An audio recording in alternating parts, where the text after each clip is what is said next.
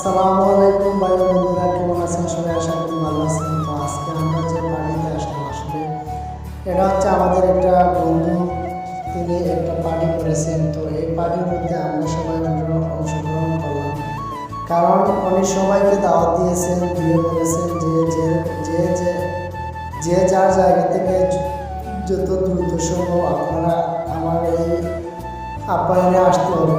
তো এই আপ্যায়নে আমরা আসলে না গিয়ে পারলাম না, তাই আমরা সবাই হচ্ছে প্রবাসী, আমরা সবাই এই পার্টিতে অংশগ্রহণ করলাম। তো আসলে অনেক ভালো লাগতেছে যখন আমরা সবাই একত্রিত হওয়াতে আমাদের অনেক ভালো লাগে।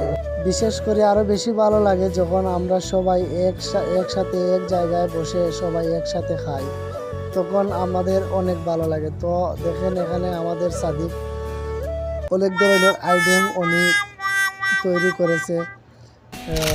করার পরে আমরা সবাইকে দাওয়াত দিয়েছেন, দাওয়াত দেওয়ার পরে আমরা সবাই আসলাম। এই যে উনি দেখতেছেন, ওই মানুষটা ইন্ডিয়া কলকাতায় ওনার বাড়ি।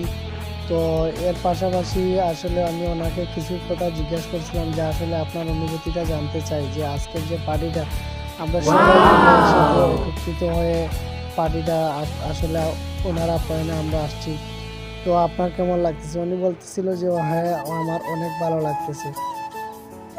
এখানে আপনারা দেখতেই পারতেছেন যে খাওয়া দাওয়ারের কোনো সমস্যা নাই, সব কিছুই আছে। সাদিক যতটুকু পারছেন ততটুকুই উনি আয়োজন করে সবাইকে তৃপ্তি মিটিয়ে খাওয়ানোর চেষ্টা করেছেন। এই যে একজনে বাদ লইতেছেন, আসলে উনি একজন খুব ভালো মানুষ। তো ওনার কথা বলার বাইরে ওনার সাথে অনেক বিলাসিতা করি, কিন্তু উনি কোনো সময় রাখেন না। তো উনি একজন খুবই ভালো মানুষ। তো আমরা এখানে দেখতেছেন একটা প্লেট খালি আছে, কিন্তু যে একটা সাদিক আসার কথা ছিল সে আসে নাই, না আসাতে আসলে এই প্লেটটা খালি।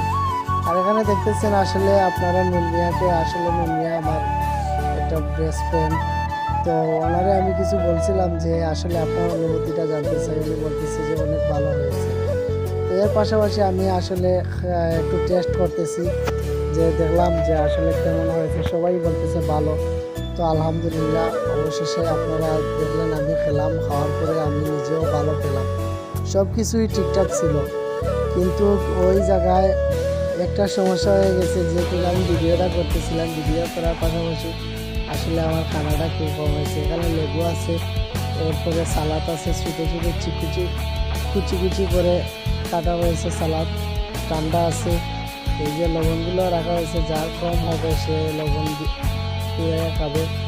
এই যে বাতের ড্রেসটি দেখতেছেন, আসলে এই বাতের হান্ডিটা একটা দুটা না, 3টা হান্ডি রান্না হয়েছে। এই যে দেখতেছেন গরুর মাংস চলে এসেছে। তো ও তখন আমাদের একজন মামু আছেন, এই মামু সবাইকে অনেক খেদমত করেছেন। আসলে ওনার জন্য খাওয়ার শেষে আমরা সবাই দোয়া করি আল্লাহ যেন ওনাকে তৌফিক দেন, আরও মানুষকে এভাবে খেদমত করে খাওয়াতে পারেন।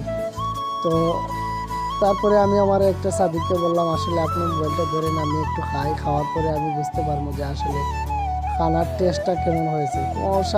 অসাধারণ আসলে আলহামদুলিল্লাহ, বলার বাইরে অনেক ভালো লেগেছে। খাওয়া দাওয়ার শেষে আমরা আসলে ওনাকে অনেক ধন্যবাদ জানালাম যে আসলে আপনি এরকম একটা আয়োজন করে আমাদের সবাইকে একত্রিত হতে সাহায্য করেছেন। তো আমরা সবাই আপনার জন্য দোয়া করি এবং আমাদের সকল ভালোবাসা রইল আপনার প্রতি।